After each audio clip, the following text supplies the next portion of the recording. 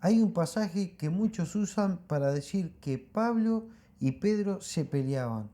Pero si lees bien, no hay rivalidad, hay algo mucho más incómodo, porque no habla de ellos, sino habla de nuestra libertad. Y acá te lo explico. Bueno, mis queridos hermanos, hoy nos toca Gálatas capítulo 2 del versículo 11 en adelante. Y como siempre mencionamos, los títulos nos condicionan muchas veces la lectura. Nosotros sabemos, porque ya lo hemos dicho en más de una ocasión, que los títulos no son inspirados por Dios y que muchas veces nos flechan la cancha. Y en esta oportunidad no es la excepción, porque dice que Pablo reprende a Pedro en Antioquía. Y nosotros cuando vemos ese título, lo primero que pensamos o podemos pensar es una rivalidad entre apóstoles y eh, chusmerío eclesiástico capaz.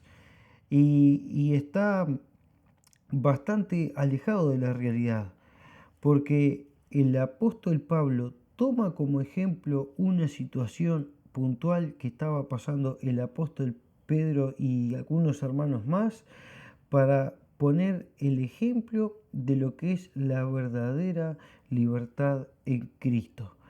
Y cuando yo empecé a leer los primeros versículos, más específicamente del 11 al 14, me vino aquella palabra de Mateo 6, versículos 22 y 23, que dice que nuestro ojo debe de ser sencillo. Esa palabra sencillo da la idea de que uno debe ser sin doblez.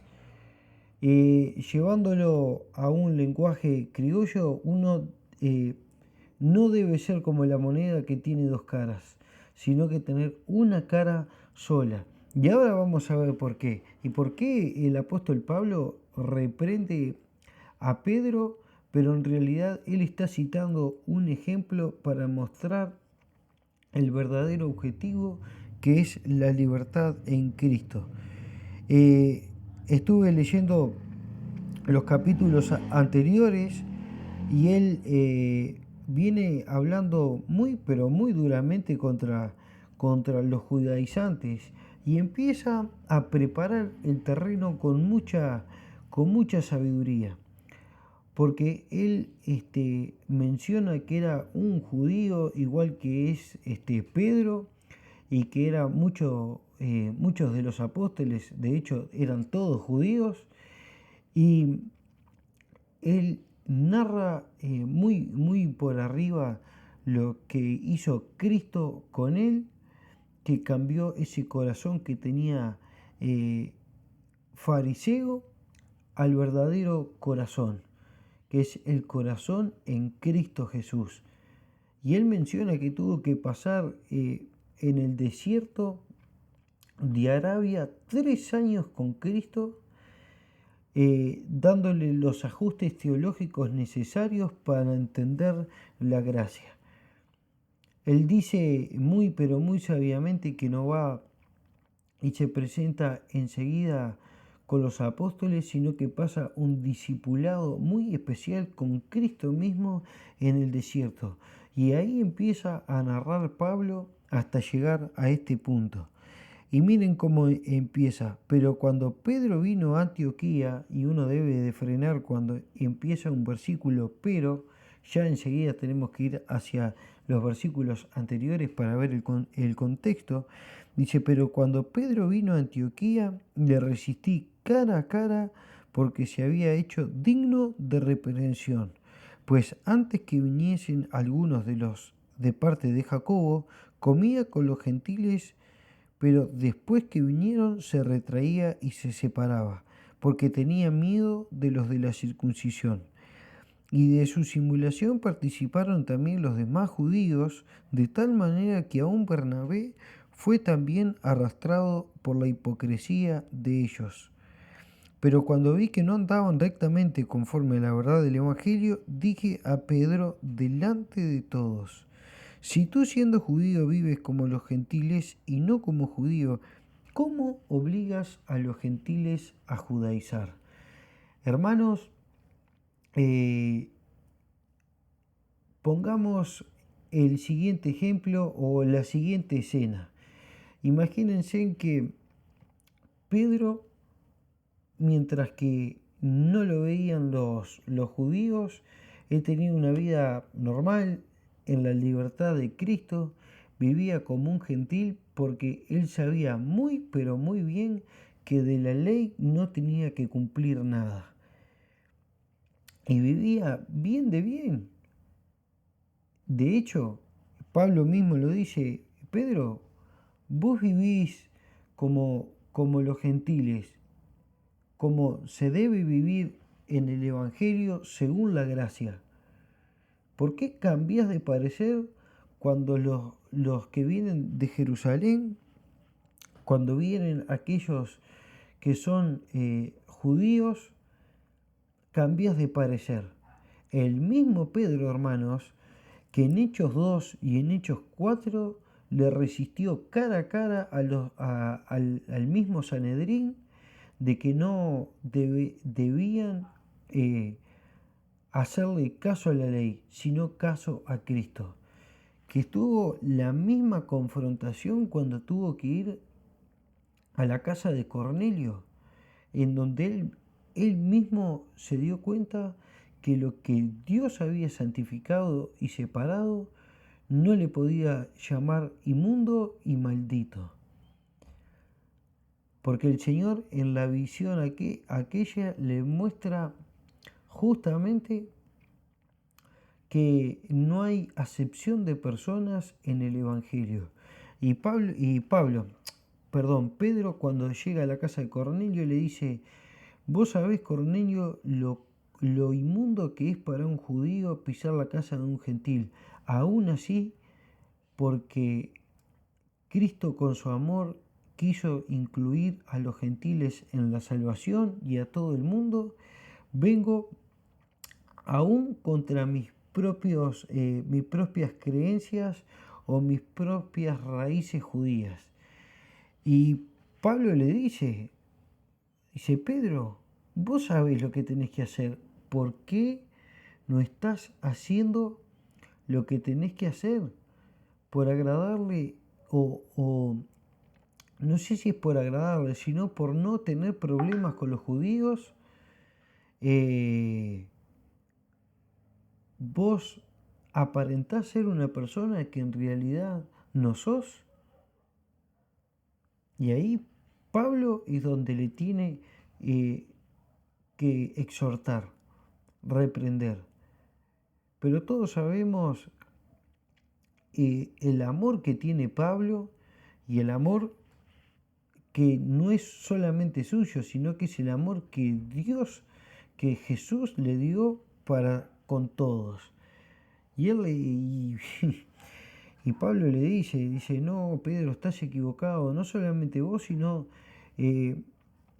todos los hermanos que están trayendo el Evangelio están equivocados. Ustedes tienen que dar el ejemplo y ser de un corazón sencillo, sin doblez. No tienen que ser como la moneda con dos caras. Y ahora avanzamos a los siguientes versículos en donde Pablo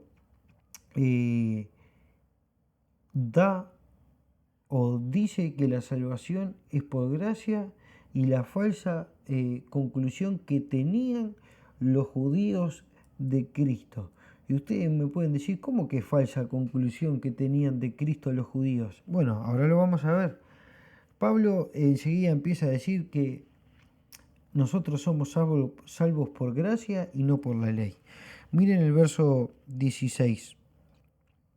El 15, que nos quedamos en el 15. Nosotros, judíos de nacimiento y no pecadores entre los gentiles, sabiendo que el hombre no es justificado a base de las obras de la ley, sino por medio de la fe en Jesucristo. Nosotros también hemos creído en Cristo Jesús para ser justificados a base de la fe de Cristo y no de las obras de la ley, por por cuanto nadie será justificado a base de las obras de la ley. Y si buscando ser justificados en Cristo, también nosotros hemos sido llamados pecadores, ¿es por eso Cristo ministro del pecado? En ninguna manera.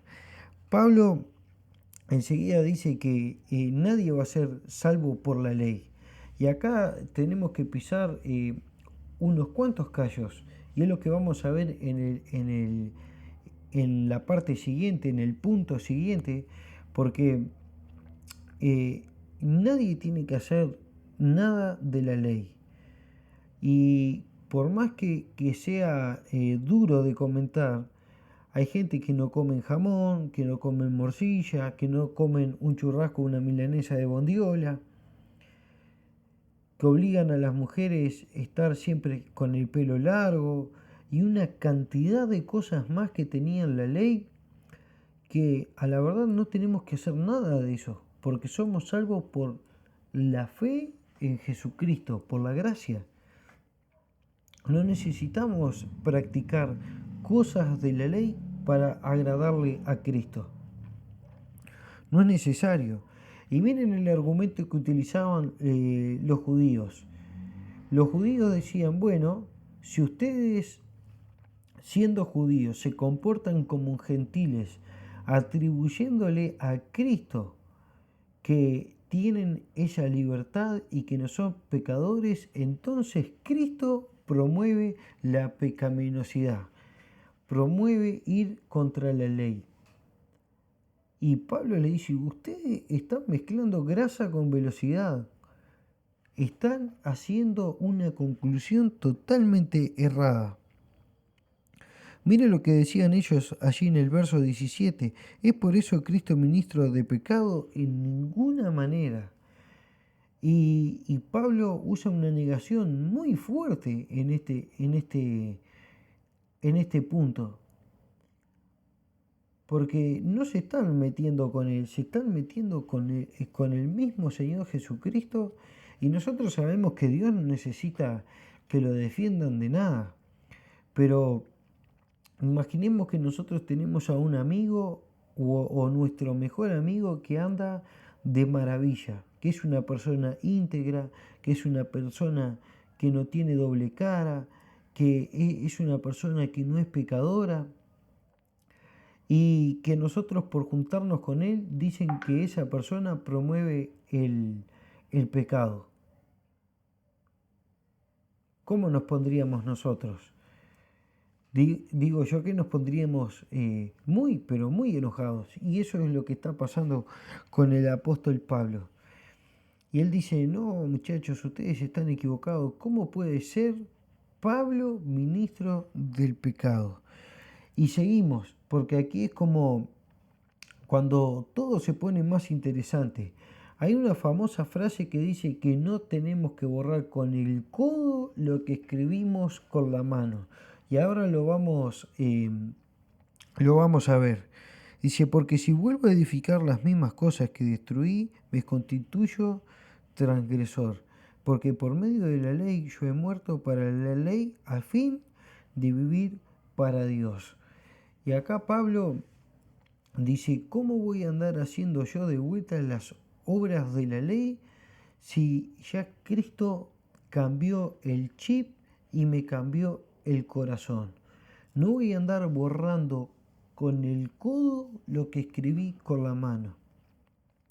Y acá Pablo empieza a mostrar el verdadero cambio de él. Empieza a mostrar cómo él fue transformado. Y dice, muchachos, después que somos transformados, volver hacia atrás es destruir lo que ya hemos construido. Esa fe que nosotros ya abrazamos. Y en el verso 20 y 21, Pablo le pone la frutillita a la torta, porque él dice que hay una entrega y una convicción que es total. Dice, con Cristo estoy justamente crucificado y ya no vivo yo, sino que Cristo vive en mí y en lo que ahora vivo en la carne, lo vivo en la fe del Hijo de Dios, el cual me amó y se entregó a sí mismo por mí. No desecho la gracia de Dios, pues si por medio de la ley obtuviese justicia, entonces Cristo murió en vano. Y Pablo le pone el broche de oro, la frutilla a la torta a esta serie de versículos, porque dice, muchachos, yo ya no vivo, sino que Cristo vive en mí, echando por tierra todas aquellas costumbres judías que él podía tener. Y dice, muchachos, ese antiguo hombre murió. Ahora la gracia de Cristo vive en mí. Y yo no tengo que andar haciendo todo lo que hacía antes para agradarle a Dios, sino que tengo que vivir como Él me manda, en una libertad eh, completa. Y Pablo pondera, como ha ponderado en todas sus cartas, ese sacrificio que hizo Cristo por no solamente por él, sino por todos nosotros. Dice, lo cual amó y se entregó a sí mismo por mí. Y imagínese que esa frase la dice usted. ¿Por qué nosotros tenemos que andar haciendo cosas de la ley, llenando con costumbres de hombre la falta de doctrina que tenemos? Una eterna libertad en Cristo. Y el verso 21 dice, no desecho la gracia de Dios, pues si por medio de la ley obtuviese justicia, entonces Cristo murió en vano. Y acá apela el sentido común, Pablo, porque dice, cómo ¿para qué murió Cristo entonces? ¿Para nada? ¿Para ser un hombre bueno en la cruz? ¿En la historia del hombre? Y eso es lo que muchas personas piensan, creen y repiten. Que Jesús fue una buena persona que vino a la tierra a dejar grandes lecciones y después tratan de borrar del mapa ese sacrificio que hizo en la cruz. Hoy justamente estaba en el trabajo pensando en lo que se viene eh, ahora la semana que viene, la Semana Santa, y, y pensaba en las estrategias que hace el mundo siempre, que trata de enajenar de nosotros nuestras creencias. Lo mismo que hizo Nabucodonosor cuando le cambió el nombre a Daniel y a sus amigos. Quieren enajenar del cristiano eh, sus costumbres buenas, o quieren borrar a Cristo del mapa.